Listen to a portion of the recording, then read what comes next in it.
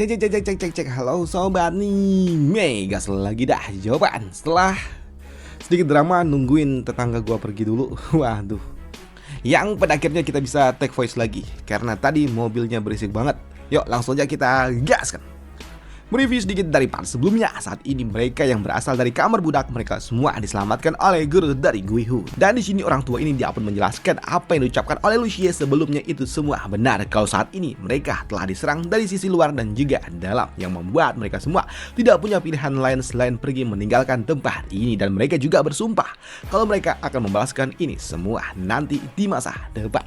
Sedangkan di sudut lainnya saat ini untuk Yangsha, dia pun bergegas untuk kembali segera ke sekte ketika dia menyadari kalau ternyata sekte sedang diserang. Dan di sini untuk Yangsha yang memiliki tubuh yang besar, dia pun sangat lelah dengan ini semua dan dia memutuskan untuk dapat beristirahat sejenak.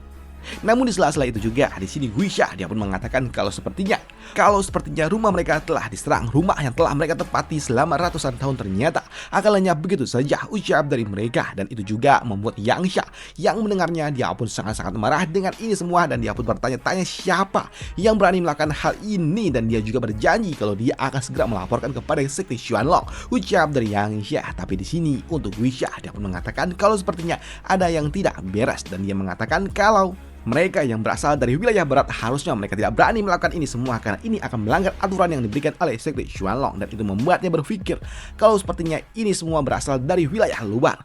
Mendengar hal itu tentunya membuat Yangsha dia pun bertanya, apa? Jadi maksudmu ini adalah ulah dari mereka yang berasal dari wilayah lain? Ucap dari Yangsha, tapi hal itu pun langsung dibantah oleh seseorang yang baru saja datang dan langsung bas berbenturan kekuatan dengan Yangsha, dan itu juga membuat orang itu pun langsung terhempas ketika dia mencoba untuk dapat menyergap Yangsha tapi gagal. Dan untuk Yangsha setelah dia menjatuhkan lawannya dia pun mengatakan lemah, cuma segini lemah sekali dan kau masih berani untuk dapat mengejarku.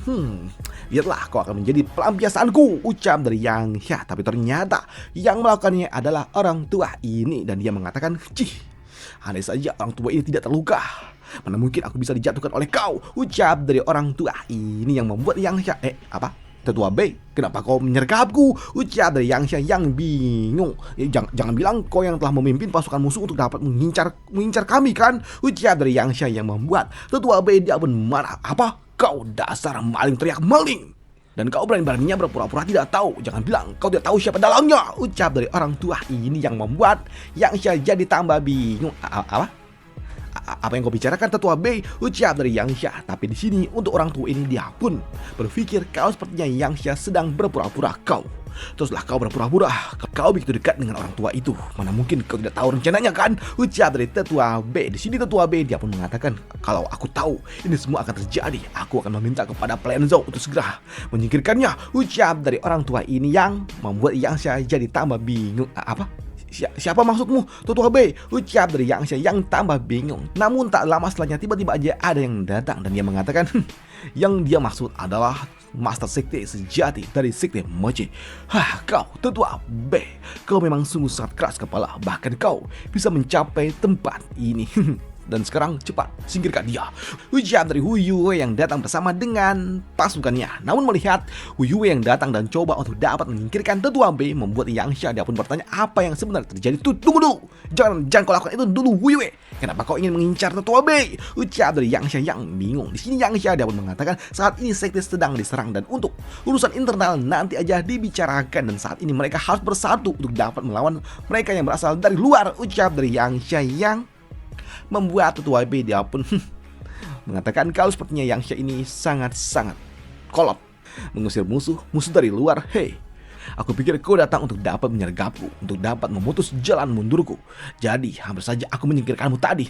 Tapi ternyata kau benar-benar orang yang tidak tahu. Musuh dari luar tidak.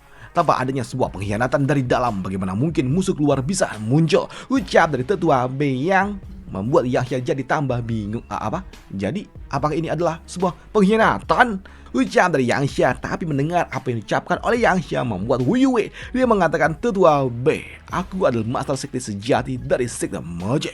Justru kalianlah para pemberontak. Kalianlah yang mencoba untuk dapat merebut posisiku. Dan itu adalah pemberontakan yang sesungguhnya. Ucap dari Wu Yue yang membuat Tetua Bei dia pun marah dan dia mengatakan kalau Wu Yue adalah orang yang tidak tahu malu.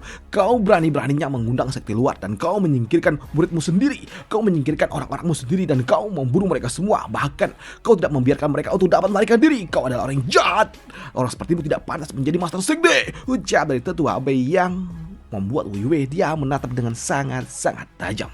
Sebelum pada akhirnya Wu Yue dia mengatakan, aku telah mengundang tetua ataupun master sekte dari sekte Xuantian dan juga master sekte Ren untuk dapat membantuku menyingkirkan, menekan kekacauan yang telah kalian buat dan kalian semualah yang memaksaku untuk dapat melakukannya.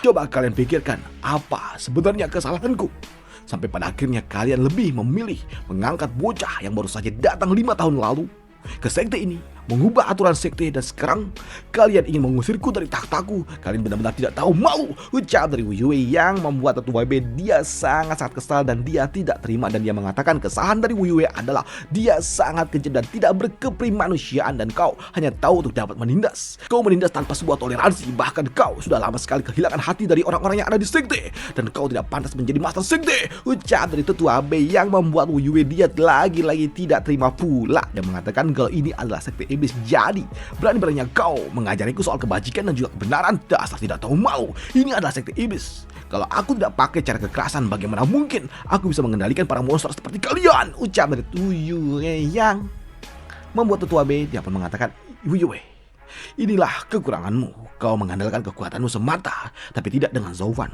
Zhou Fan dia bisa membuat mereka, orang-orang yang ada di sekitarannya, tunduk dengan sendirinya. Kau hanya tahu trik dan juga mengintimidasi dengan cara yang murahan. Dan kau hanya pamer kekuatan dan kau hanya menindas mereka yang lemah. Tapi itu semua tidak berlaku dengan Zhou Fan. Itu bukanlah sesuatu yang baik, Wu Yue.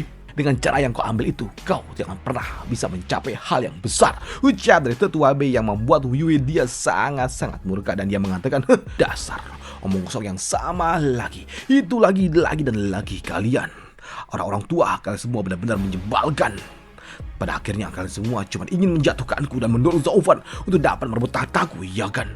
Sayang sekali kalian semua tidak akan punya kesempatan lagi dan kemenanganku akan tak menjadi milikku. Ucap dari Wu Yue yang kini dia langsung mencoba untuk dapat menyerang Tetua Bei yang ada di depan sana, yang membuat Tetua Bei dia pun pasrah ketika dia akan diserang oleh Wu Yue. Tapi ketika serangan itu pun akan datang di sini, Wu Yangsha dia pun langsung pasang badan dan dia meminta Wu Yue untuk dapat menghentikannya. Wu Yue, tunggu dulu. Ucap dari Yangsha. Di sini Yangsha dia pun bertanya, Wu Yue, apakah ini semua benar? Kau benar-benar membawa orang luar untuk dapat menyerang sektemu sendiri demi merebut sebuah kekuasaan? Ucap dari Yangsha yang tidak percaya. Tapi di sini untuk Wu Yue yang memang sempat berhenti sejenak, dia mengatakan, aku bukanlah merebut, aku mengambil posisiku kembali dan itu adalah hakku. Ucap dari Wu Yue sebelum pada akhirnya dia pun digambar oleh Yangsha. Di sini Yangsha dia menggambar saudaranya sendiri dan dia pun sedih dengan apa yang coba dilakukan oleh Wu Yue dan dia pun mengatakan, Wu Yue, kau katakan kepadaku kalau kau ingin membawa sekte ini ke puncak. Wu Yue, apa maksud ini semua? Ucap dari Yangsha yang marah. Tapi untuk Wu Yue dia pun mengatakan kalau dia telah membayar harga yang telah dia lakukan. Aku pantas mendapatkan imbalan dari apa yang telah aku bayarkan. Karena di bawah kendaliku sekte ini pada akhirnya bisa mencapai 3 sekte tengah. Tapi justru setelah aku membawa sekte ini naik, justru kalian malah menekanku dan memaksaku untuk turun dari takhtaku. Dan itu adalah sesuatu yang tidak tahu balas budi.